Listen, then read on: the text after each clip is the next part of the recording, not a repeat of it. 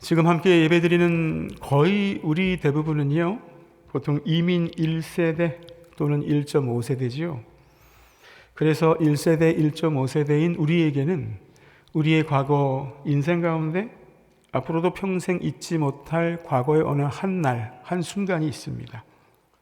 우리가 태어나고 자란 모국 고향 대한민국을 떠나서 구약 성경의 아브라함처럼 본토 친척 아비집을 떠나서 하나님이 이끄신 이 땅 캐나다에 처음 도착한 날, 비행기를 타고 이민 가방을 들고 공항에 내려서 막막한 마음을 추스러 가면서 이 땅에 마음을 붙이며 살기로 작정한 그 첫날이 누구에게나 다 기억이 나실 겁니다. 사람마다 조금은 다르겠지만요, 대부분 공항문을 나서는데 귀에 들리는 말은 거의 못 알아듣겠고, 이전에 김포공항 또는 서울공항, 인천공항에선 대부분 까만 머리 우리 동포들이었는데 머리카락 색깔도 다르고 언어도 틀리지요. 또 사람들은 저마다 마중 나온 사람들이 있어서 기뻐하면서 서로 뿔뿔이 흩어지는데, 나를 마중 나온 사람은 그날따라 또 늦게 나온, 그래서 하염없이 사람들 틈바구니 속에서 사람을 기다리던 그날, 큰 가방 몇 개를 옆에 두고 우두커니 서서 이제 진짜 여기서 살아야 되는 건가 보다, 잘 살 수 있을까? 라는 기분이 들었던 그날, 우리 가운데 그날의 기억이 없는 분들은 아마 거의 없으실 겁니다.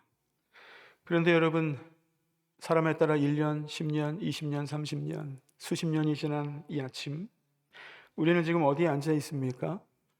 어쨌든 교회 문을 열고 들어오면 나를 반겨주는 사람들이 있지요. 나를 알아주고 인사하는 사람들이 있습니다. 우리 아이들, 손주들은 즐겁게 뛰어다니죠. 십수년 전, 수십 년 전 공항에서는 누구도 나를 알아주고 반겨주는 사람이 없었는데, 여기서는 다들 나를 반겨주고 함께합니다. 여러분, 그 사이에 무슨 일이 있었던 걸까요? 내가 잘해서 이렇게 됐습니까? 아니죠. 세월이 약이라서 세월이 그렇게 만들어줬습니까? 물론 그런 것도 있지만 다는 아닙니다. 하나님이 우리와 함께 하셨고 하나님이 우리와 함께 일하셨기에 오늘 우리가 있습니다. 이민자의 땅에서 혼자 힘겹게 살아가던 우리 한 사람 한 사람을 한데 불러 모아서 믿음의 한 가족을 만드신 하나님의 그 은혜의 사랑의 손길이 있었기에, 그리고 그 역사의 흔적이 바로 오늘 이 가든 교회이기에, 그래서 우리는 오늘 교회 37번째 생일을 맞이하며 서로 축하하고 있습니다. 오늘 이미일 집사님께서 읽어주신 짧은 에베소서 2장 19절부터 4절 말씀이 바로 그 말씀입니다. 만약에 한국이었다면 여러분, 서로 우리가 얼굴 마주칠 일이 있었을까요? 아마 평생 서로 알지 못하던 남남으로 그렇게 한국에선 살아갔을지 모르겠습니다. 그런데 그렇게 서로 알지 못했던 사람들이 어떻게 이 땅에서 한 식구가 되었는가? 그 식구들이 어떻게 교회 안에서 그리스도의 몸으로 지금도 함께 지어져 가고 있는가? 그리고 우리 교회가 지나온 37년과 앞으로 주님 오시기 전까지 우리가 가야 될 길은 무엇인가? 여러분, 그 이야기들이 오늘 본문 속에 빼곡하게 담겨 있습니다. 19절이 이렇게 시작되죠. 그러므로 여러분, 이 말은 언제 쓰지요? 앞에 어떤 일이 있고 나서 뭔가를 설명하고 나서 그 결과를 말할 때 그러므로 이렇게 얘기합니다. 사도 바울도 오늘 우리가 읽지 않았지만 그 앞에 뭔가를 얘기했어요. 그래서 그러므로 이렇게 얘기합니다. 무슨 얘기했을까요? 우리가 죄로 죽어 있었고 하나님의 약속과는 상관없었던 사람이었다. 소망도 없이 살았던 사람들이었다. 이 얘기를 앞에서 했습니다. 하나님과 우리 사이에 죄의 담이 가로막혀 있었다. 그런데 그리스도께서 십자가로 그 담을 헐어 주셨다. 그러므로 이제 너희는 더 이상 남이 아니다. 본문에 여러분, 외인이라는 말씀과 나그네라는 단어가 나와요. 외인, 나그네, 요즘엔 좀처럼 잘 쓰지 않는 말입니다. 외인은 무슨 말일까요? 말 그대로 바깥 외 사람인, 바깥에서 흘러들어온 손님을 외인이라고 하죠. 나그네는 누굴까요? 지금은 비록 같이 있지만 결국 다시 또 어디론가 떠나야 될 사람을 나그네라고 합니다. 여러분, 딱 그날 공항에 처음 내렸을 때 우리 신세를 얘기하는 거 아닙니까? 나그네, 외인, 우리가 그런 사람들이었잖아요. 한마디로 어디에도 제대로 못 끼는 사람, 그렇게 우리 이민 생활을 시작하지 않았습니까? 그런데 오늘 본문에서 사도 바울이 그런 에베소 교회 성도들에게 또 다른 이름 하나를 붙여줍니다. 너희들은 동일한 시민이야. 여러분, 같은 나라 사람이 됐다는 겁니다. 내셔널리티가 같이 됐다는 거죠. 예전엔 나그네였고 예전엔 외인이었는데 이제 너희는 한국적을 가진 동일한 시민이 됐다. 그런데 바울은 거기서 멈추지 않고 또 이런 얘기도 합니다. 하나님의 권속이 됐다. 여러분, 권속이란 말은 요즘에 잘 안 써요. 교회에서 목사들이 설교할 때 외에는 잘 안 씁니다. 권속, 쉽게 얘기하자면 하나님의 집에 사는 한 식구, 한 식구라는 말입니다. 여러분, 바울이 뭐라 그래요? 처음에는 손님에서 시민으로, 그리고 시민에서 식구로 점점 더 예수 안에서 가까워지는 사람들이 우리라고 얘기합니다.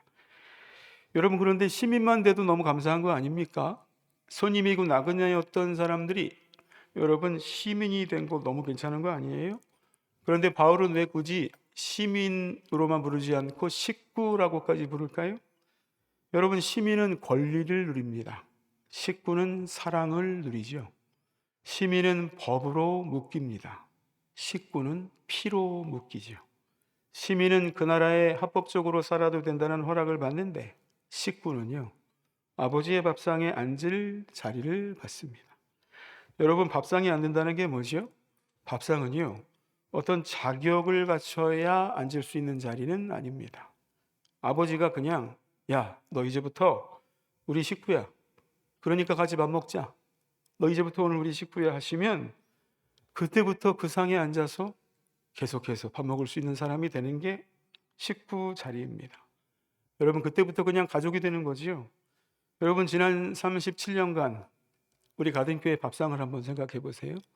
물론 한동안 코비드 때문에 모이지 못했고 또 한동안 식사를 안 했던 적도 있지만 지난 37년간 우리 가든교회에는 영의 양식과 육의 양식이 늘 성대하게 차려졌던 성찬들, 밥상들이 늘 있어 왔습니다. 여러분, 그 밥상에 누가 앉아 있으셨지요? 물론 지금 천국에 가신 분들도 많이 계시지만 여러분, 많은 분들이 밥상에 앉으셨고 지금도 앉아 계십니다. 그런데 여러분, 그분들 가만히 보세요. 한국에 살 때 고향도 다 다릅니다. 어떤 분은 서울, 어떤 분은 부산, 어떤 분은 광주, 어떤 분은 경상도, 전라도, 충청도, 경기도, 강원도. 살아온 길도 다 달라요. 직업도 다 다릅니다. 성격은 말해 못하겠습니까? 어느 하나 똑같은 게 별로 없는 사람들이 가든교회 37년간의 밥상에 앉아서 함께 밥을 먹고 예배드리고 함께 사랑을 나눴습니다. 아까도 말씀드렸지만 여러분, 우리 한국에서 만났으면 서로 그냥 스쳐 지나갈 사람들이지 않습니까? 남남들이에요. 근데 그 남남들이 우리 고향을 떠나서 이 땅에 모여서 같이 먹고 같이 웃고 같이 울고 같이 자식 낳아 키우다가 어느 날 보니 서로 식구가 돼서 그렇게 함께 나이를 먹고 늙어가고 있습니다. 물론 서로 간에 피 한 방울 안 섞였는데 식구가 됐습니다. 그런데 여러분, 이게 사람의 힘으로 됩니까? 사람의 힘으로 되는 일은 아니죠. 그래서 이게 바로 우리 하나님께서 이 교회에 베풀어 주신 은혜의 일입니다. 여러분, 이런 교회, 가든교회를 주셨으니 얼마나 감사합니까? 그런데 참 이상해요. 이렇게 하나님의 은혜로 37년간 믿음의 한 식구가 됐는데도 여러분, 우리 마음속에는요, 아직까지 손님 같은 마음이 남아 있습니다. 예배당에 와서 자꾸 옆 사람을 흘깃흘깃 살펴봐요. 저 사람 언제 봤어? 저 사람 나랑 친한가? 안 친한가? 이름이 뭐지? 언제 봤어? 속으로 자꾸 잽니다. 또 한 식구인데요, 실수로 내 자리에 완전 앉아 있으면 여기 내 자리예요. 저쪽에 가서 앉으세요. 이렇게 밀어낼 때도 있습니다. 머리로는 분명히 한 식구라는 걸 아는데, 예수 안에서 믿음 안에서 한 가족이라는 걸 아는데 가슴으로는 아직까지도 받아들이지 못하는 그런 마음들이 있습니다. 하나님께서 사랑하시는 믿음의 한 가족 여러분, 오늘로 37년, 내일부터는 38년의 걸음을 떼는, 아니 그리고 몇 년 지나면 40년입니다. 여러분, 교회를 사람의 인생 나이로 생각해 볼까요? 우리 교회가 37살이 된 거예요. 이제 내일부터는 38살입니다. 내일 모레면 40살 중년 부록의 나이에 들어서죠. 여러분, 중년의 나이에 들어선 가든교회가 더 이상 그래서는 안 되겠지요. 여러분 그런 거 다 철부지 때 사춘기 때 하는 거 아닙니까? 재보고 따지고 구별하고 나누고 같은 사람들 마음 편한들끼리만 앉고 얘기하고 부지불식 가운데 서로 구별하는 일. 그래서 누군가에게는 구별이 아니라 차별처럼 보이는 일들. 여러분 이제 그런 거 어렸을 적에 하던 일 아닌가요? 40이 되어가는 중년의 나이에 가던 교회는 이제 그런 자리에서 툴툴 털고 일어나야 되겠습니다. 여러분 그래서 오늘 37주년 교회 창립 기념주일을 맞이해서 여러분 우리 한번 좀 결심을 해보시죠. 이제 우리 교회 안에 많지도 않은 한 220명에서 많이 나오시면 출석교인이 240명 정도 되는데요. 누군가 내가 잘 보지 못하던 누군가를 손님 보듯 바라보던 그 눈길을 여러분 이제는 좀 거둬야 되겠습니다.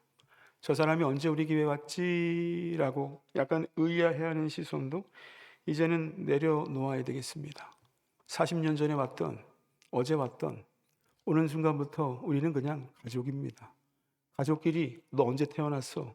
너 언제 이 집에 왔어? 따지지 않잖아요.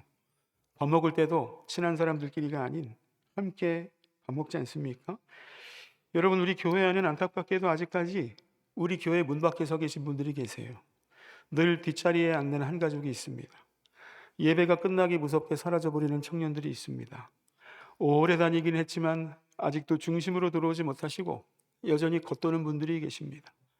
신교실에 밥 먹으러 갔는데 사람들은 저마다 다 자기 자리에 앉아서 밥을 먹고 있는데 선뜻 어딘가 앉기도 어려운 분들도 아직 계십니다. 여러분 이거 누구 책임입니까?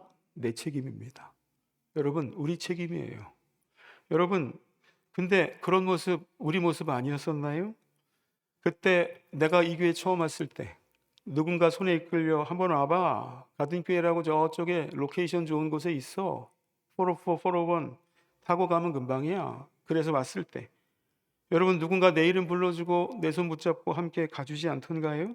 믿음의 한 가족 여러분, 이제 내가 바로 그 손이 돼야 될 차례입니다. 누군가 해주겠지? 나 예전에 많이 했는데 여러분 아닙니다. 오늘도 내일도 하나님이 나를 부르시기 전까지 내가 그 손이 돼야 된다. 여러분 이름을 좀 불러주세요. 그러면 이름을 모른다고들 많이 하세요. 그러면 물어보세요. 몰라서 물어보는 것은 창피한 게 아닙니다. 아는데 부르지 못하는 게 창피한 거죠. 몰라서 물어보시고 불러주세요. 여러분 그러면 여러분의 그 짧은 인사 한 번이 내가 너를 안다라고 하는 그 인정 한 번이 그분을 손님에서 식구로 맞아들이는 그런 귀한 만남의 시간이 됩니다. 식구가 됐다는 고백은 어디서 완성될까요? 밥상에서 완성되죠. 여러분 오늘 한번 나가서 오늘도 친한 분들끼리 앉지 마시고 여러분 좀 섞어서 앉아보세요. 여러분 섞어서 나이 드신 분들은 젊은 분들과 젊은 분들은 나이 드신 분들과 여러분 섞어서 한번 좀 앉아보시죠. 아유 밥 먹는 것도 귀찮게 번거롭게 밥이라도 좀 편하게 먹읍시다. 여러분 그런 생각 드는 거 압니다. 그런데 여러분 우리는 사명을 가진 사람이잖아요. 우리 교회 문까지 열고 들어오신 분도 맞이하지 못하는 사람들이 전도는 무슨 선교는 무슨 여러분 우리 교회 오신 분들부터 식구로 맞아들이는 우리가 되기를 간절히 바랍니다. 지금부터 19절 말씀이요. 우리가 누구인가? 우리가 누구냐를 가르쳐주는 말씀이었다면 여러분 이제부터 볼 20절 말씀은 그런 우리가 뭘 딛고 서 있는가에 대해서 얘기해 줍니다. 여러분 19절 말씀에 두 가지 단어가 나와요. 터, 모퉁이돌. 이거 두 개만 알면 됩니다. 터가 뭐죠 여러분? 집을 올리기 전에 맨 먼저 땅을 다지고 기초를 만들어요. 그게 터입니다. 눈에는 안 보여도요 집 전체가 들어앉아 있는 그 자리가 터예요. 그런데 오늘 본문에는 그걸 뭐라 그러죠? 사도들과 선지자들의 터다 이렇게 얘기합니다. 여러분 사도들과 선지자들이 뭘 낳기예요? 벽돌이 아니라 말씀을 낳습니다. 선지자들은 구약에서요 장차 그리스도가 오실 거다라는 벽돌을 쌓았고요. 신약시대 사도들은 그분이 그리스도 예수시다, 그분이 지금 오셨다라고 증언함으로써 그 터를 쌓았다라는 겁니다. 살았던 시대가 다 다르지요. 선지자들은 구약시대, 우리 사도들은 신약시대에 살았는데 똑같은 말을 했습니다. 한 분 예수 그리스도를 얘기했어요. 그리스도를 증언하는 성경이 그래서 교회의 터가 됩니다. 자, 그럼 모퉁이돌은 뭘까요? 여러분 모퉁이돌은요 2000년 전 집을 지을 때 기계가 없었지요. 그때 여러분 집 세울 때 벽을 어떻게 반듯하게 세웠을까요? 두 벽이 만나는 모서리에 제일 크고 반듯한 돌을 먼저 올려놓고요. 그 나머지 돌은 그 모퉁이에 있는 모서리에 있는 돌에 대보면서 벽들을 쌓았답니다. 그래서 그 모퉁이에 있는 돌 하나가 그 집 전체의 기준이 되는 거예요. 그 모퉁이 돌이 반듯하면 집이 반듯하게 세워지고, 그 모퉁이 돌이 삐뚤어지면 집이 통째로 삐뚤어진답니다. 근데 그 돌이 뭡니까? 예수 그리스도. 예수 그리스도예요. 자, 여러분 이런 장면을 한번 생각해 보세요. 지금 한 터 위에 집이 하나씩 하나씩 집이 올려지고 쌓아집니다. 그런데 그 집이 바로 우리 가든교회예요. 맨 밑에는 말씀의 터가 깔려 있습니다. 모서리에는 그리스도께서 서 계시죠. 그 위에 우리 한 사람 한 사람이 벽돌처럼 한 장 한 장 얹혀서 그리스도의 몸된 교회를 만들어가고 있는 거예요. 여러분 지난 37년 한번 되돌아보세요. 여러분 항상 이 교회가 은혜로웠습니까? 항상 순탄했습니까? 항상 평안했습니까? 아니죠. 좋은 때도 있었지만 힘들 때도 있었죠. 웃을 때도 있었지만 눈물 날 때도 있었지요. 서로 보듬을 때도 있었지만 서로 싸우고 힘겹게 흘길 때도 있었습니다. 그렇게 37년의 고비를 굽이굽이 지나서 오늘 우리가 이 자리에 37회 교회의 생일을 맞이하며 함께 축하하고 있습니다. 여러분 도대체 무슨 힘으로 여기까지 왔을까요? 우리가 신앙이 좋아서요? 아니요, 솔직히 흔들린 날이 더 많았잖아요. 헌신이 대단해서요? 아니요, 따지고 보면 이민자로서 이민 생활하면서 먹고 사느라 힘든 날이 더 많으셨잖아요. 사람이 많아서요? 아니면 재정이 풍족해서요? 여러분 물론 그것도 아닙니다. 그래서 생각해 보면 우리가 찾는 답이 잘 떠오르지 않아요. 그런데 답을 찾다 보면 딱 하나밖에 생각이 안 나요.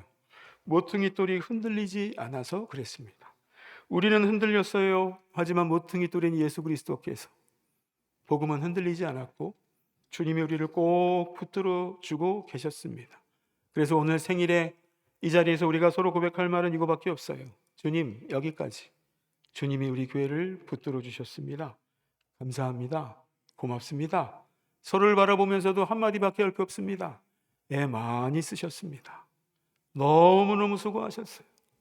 너무너무 애쓰셨습니다. 자, 그런데 여러분 거기서 멈출 수 없지요? 우리는 또 질문해야 돼요. 물어야 됩니다.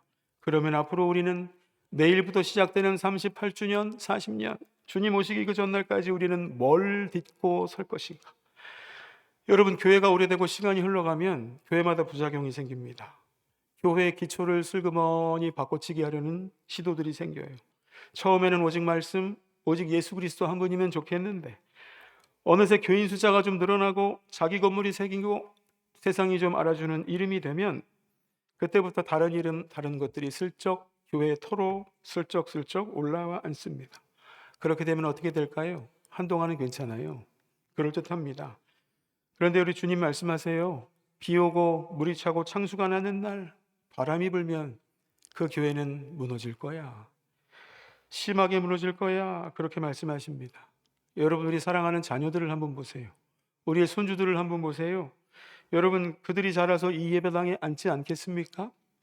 우리가 이미 늙어서 할아버지 할머니가 돼서 앉아 있는 것처럼 우리의 자녀들과 손주들과 새로운 분들이 이 자리를 또 채워 나가지 않겠습니까?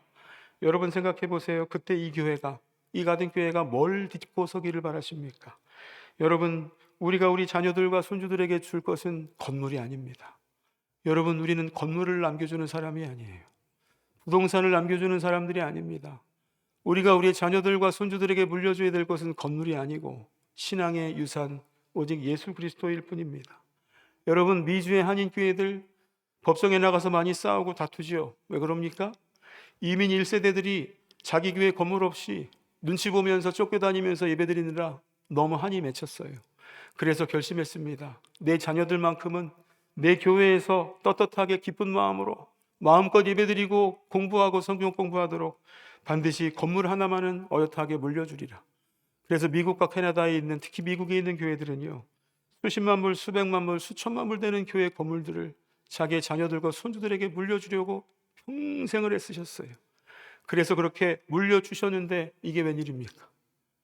물려받아야 될 자녀들이 사일런 엑소더스, 조용히 교회를 빠져나갔습니다. 물려줘야 될 애들이 없어요. 다 빠져나가고요. 교회가 아닌 다른 곳으로 다 빠져나갔습니다. 그리고 남아있는 할아버지 할머니들, 그리고 교회와 별로 상관이 없는 외지인들이 들어와서 그 교회 건물을 나누고 쪼개고 돈으로 바꾸려고 법정에서 서로 싸우고 평생 원수가 됩니다. 귀하신 여러분, 그래서 이미 미국 교회 역사와 캐나다 교회 역사가 얘기해 줍니다. 우리가 자녀들, 손주들에게 물려줘야 될 것은 건물이 아니다. 오직 예수 그리스도 신앙. 우리의 유산은 건물이 아닙니다, 여러분. 신앙이어야 돼요. 예수 그리스도라는 모퉁이 돌 복음 하나만 이어야 됩니다. 지난 37년간 우리를 붙든 그 돌, 그 예수 위의 복음 위에 우리 아이들도 손주들도 서게 하는 것, 이것이 바로 지금 남아있는 우리 세대가 죽을 때까지 걸고 싸워야 될 마지막 숙제, 소망이라는 것을 잊어버리면 안 됩니다. 이건 가든교회 이야기면서 나 한 사람 이야기, 아니 우리 이야기이기도 하죠. 왜냐하면 교회는 결국 나 같은 사람들, 우리가 함께 모여서 돌과 같은 사람들이 모여서 벽이 되고 건물이 되고 그리스도의 몸된 교회가 되는 것이니까요. 자, 여러분, 말씀 나온 김에 하나 여쭤보겠습니다. 여러분, 생각만 하면 속이 철렁 내려앉는 문제가 하나 둘 다 있으시지요? 여러분, 그럴 때 그 자리에서 무엇을 붙잡고 서 계십니까? 그 문제는 사람마다 달라요. 자식일 수도 있습니다. 아니면 지난달에 병원에서 의사에게 들었던 말 한마디일 수도 있지요. 아니면 안 풀리는 돈 문제, 재정 문제일 수도 있습니다. 아니면 부부관계, 아니면 몇 년째 등 돌린 사람과의 관계일 수도 있습니다. 여러분, 그 문제들, 그 기도의 제목들 앞에서 이것저것 붙잡아 보지요. 돈이면 될까? 사람을 부슬리면 될까? 눈 딱 감고 무시하고 모른 척하면 시간이 지나서 해결될까? 여러분, 그렇게 다 한 번쯤 해보지 않으셨습니까? 그렇게 해본들 되시던가요? 소용이 없습니다. 문제는 그대로 더 그 자리에 남아있죠. 여러분, 흔들릴 때, 괴로울 때, 외로울 때, 고민될 때, 눈물 날 때, 그럴 때일수록 우리는 모퉁이 돌인 예수 그리스도를 꼭 붙들으셔야 됩니다. 그래서 오늘 이 자리에서 한마디만 기도해 보세요. 주님, 제가 그동안 주님 아닌 다른 거를 붙들려고 했습니다. 그걸로 버텨보려고 했어요. 그런데 주님, 이 자리에서 친히 모퉁이 돌이 되신 주님을 다시 한번 붙잡습니다. 내 인생의 모퉁이 돌이 되어 주세요. 지난 37년간 이 교회를 붙들어 주신 우리 주님의 손길이 흔들리는 내 인생의 자리도 반드시 다시 한번 붙들어 주실 줄로 믿습니다. 마지막으로 여러분, 우리가 정말 기억해야 될 것 마지막 하나 있는데요. 오늘 설교의 제목입니다. 우리 함께 지어져가는 사람들. 여러분, 우리가 기억해야 될 것은 우리는 지금도 함께 지어져가는 사람들이라는 겁니다.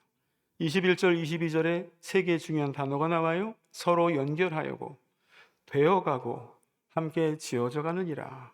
먼저 서로 연결하여는요, 집 짓는 거를 얘기합니다. 여러분, 돌하고 돌을 그냥 폭에 놓으면 벽이 됩니까? 아니죠. 돌과 돌을요, 깎고 모난 데를 다 깎고 부드럽게 만들어서 돌과 돌을 서로 아귀를 맞춰야 그게 벽이 되는 거예요. 여러분, 그런데 이 말 속에는, 이 과정에는 아픈 진실이 들어 있습니다. 깎여야 된다는 거예요. 깎이고 부서져야 됩니다. 돌덩어리 그대로는 안 돼요. 돌덩어리를 가듬고 깎아서 서로 맞물려서 하나로 만들어서 벽으로 올려야 교회의 건물이 된다는 거죠. 두 번째, 되어가고. 여러분, 이 말이 무슨 말이죠? 되어가고는요, 자라난다는 말이에요. 그런데 교회가 자라난다? 이상하지 않습니까? 그런데 성경은 교회를 죽은 돌덩이라고 하지 않고요, 살아있는 생명체라고 얘기합니다. 그래서 나무가 자라듯이 성전이 자라난다고 하지요. 세 번째, 함께 지어져 가느니라. 여러분, 조심하셔야 돼요. 지어간다가 아니고 지어져 간답니다. 여러분, 내가 짓는 게 아니고요, 누가 나를 짓고 계시는 거예요. 누구실까요? 하나님 아버지께서 성령님을 통해 아들 안에서 이 교회를 지어가신다라는 겁니다. 그래서 여러분, 이 말씀을 읽다 보면 두 가지가 가슴에 새겨져야 돼요. 첫 번째, 가든교회는 이미 다 지어진 집이 아니라 지금도 지어져가는 집이다. 여러분, 창립주일이라고 하면 주로 지나온 세월을 되돌아보는 데서 끝날 때가 많습니다. 그것도 귀하죠. 역사가 귀합니다. 과거가 있으니까 현재가 있고 현재가 있으니까 미래가 있겠지요. 하지만 여러분, 그거보다 더 중요한 것은 성경이 뒤가 아니라 앞을 가리킨다라는 거예요. 지어져 가느니라. 우리 교회는 37년으로 다 지어진 게 아니고 오늘도 내일도 한 가족으로 만들어주신 믿음의 한 가족의 기도의 손길로 지어져가는 중이다. 여러분, 이걸 기억하시고, 두 번째, 함께라는 말이 중요해요. 여러분, 나 혼자가 아니에요. 함께입니다. 하나님이 거하실 초소 교회는 나 혼자가 아니라 우리가 함께 만들어가는 거랍니다. 한 사람 믿음이 아무리 깊어도요, 그 사람 혼자는 교회가 될 수 없어요. 우리가 함께여야 교회가 된다. 마지막 세 번째, 그 전에 한번 좀 얘기를 할게요. 함께라는 얘기를 하면서 여러분, 교회 오래 있다 보면, 신앙생활 하다 보면 우리가 잊어버리는 게 있습니다. 여러분, 이상하죠? 예수의 보혈로 하나가 됐어요. 예수님께서 우리를 하나로 만들어 주셨습니다. 식구가 됐어요. 여러분, 그렇게 됐는데 신앙생활 하다 보면 교회 안에 내 마음에 안 드는 사람이 보이기 시작합니다. 내 경험과 지식으로, 내 상식으로 도무지 이해가 안 되는 사람이 생기기 시작해요. 그래서 되도록 한 교회에 있지만 가까이 가기 싫고 되도록 멀리하고 싶은 관계도 생기게 됩니다. 그런데 여러분, 오늘 성경이 뭐라 그럽니까? 바로 그런 분들, 그런 관계가 서로 깨지고 부서져서 맞물려야 성전으로 되고 벽이 되어 성전이 되어 자라난다 그럽니다. 돌하고 돌이 서로 깎이는 그 자리에서 성전이 올라간다. 물론 여러분, 깎이는 건 아프죠? 힘이 듭니다. 지난 37년 동안 이 교회 안에서 깎이느라 얼마나 힘드셨습니까? 부서지느라 얼마나 고통스러우셨어요? 하지만 여러분, 그 깎임과 고통 속에서 여러분, 오늘 이 자리에 함께 우리가 예배드리고 있지 않습니까? 그렇게 부딪히고 깎였지만 우리는 흩어지지 않았습니다. 함께 여기까지 걸어왔잖아요. 그럼 그 아픔이 뭡니까? 헛수고가 아닙니다. 하나님께서 지난 37년 동안 우리를 깎으시고 서로 맞물리게 하심으로 벽으로 세워주시면서 받은 교회로 함께 지어져 가는 과정에 우리를 불러주신 겁니다. 여러분, 우리는 흔히 속으로 이런 생각할 때 있어요. 아유, 저 사람만 없으면, 아이고, 저 권사님만 없으면, 저 집사님만 없으면 우리 교회 참 좋아질 텐데 하는 그 사람이 어쩌면 하나님께서 나를 깎으시려고, 우리가 함께 벽으로 만드시고 한 교회로 세우시려고 우리 앞에 한 가족으로 붙여주신 바로 그 모서리가 아닐까 하는 생각을 해보시기 바랍니다. 믿음의 한 가족 여러분, 교회는 큰일 한 번으로 지어지는 게 아니죠. 작고 사소해 보이지만 한 마음으로 함께 기도하는 한 번으로, 서로 간에 인사하고 식사하는 한 번으로, 그리고 손해보지만 식구기 때문에 양보하는 한 번의 그 손해로, 그렇게 지난 37년이 쌓여서 이 교회가 됐고 앞으로도 그렇게 쌓여서 우리 아이들이 교회로 자라갈 겁니다. 이제 말씀을 맺겠습니다. 믿음의 한 가족 여러분, 우리는 손님이 아니라 하나님의 식구가 됐습니다. 그러니 아직도 교회 중심으로 들어오지 못한 채 저쪽에 서 계신 분들을 향해 여러분, 사랑의 손을 내밀어 주시기 바랍니다. 그리스도께서 친히 모퉁이 돌이 되어 주셨어요. 그러니 그 돌 위에 우리도 서고 우리 아이들도 서고 건물이 아니라 신앙을 유산으로 남겨주는 우리 세대가 되기를 간절히 바랍니다. 그리고 우리는 하나님이 거하실 초소로 지금도 지어져 가고 있습니다. 깎이는 걸 두려워하지 말고 한 장씩 한 장씩 내가 얹어줘야 되겠습니다. 여러분, 마지막으로 하나만 말씀드릴게요. 여러분, 돌이 어떻게 벽이 됩니까? 서로 기대야 벽이 됩니다. 혼자 서 있는 돌은요, 아무리 크고 번듯해도 그냥 돌덩이에 불과합니다. 하지만 볼품이 없는 돌들도 옆돌에 기대고 그 돌이 또 내게 기대어 오면 그때부터 벽이 되고 하나의 집이 되어가는 거지요. 여러분, 하나님께서 언제 우리를 부르실지 모릅니다. 올 때는 순서가 있었지만 갈 때는 순서가 없다고들 하잖아요.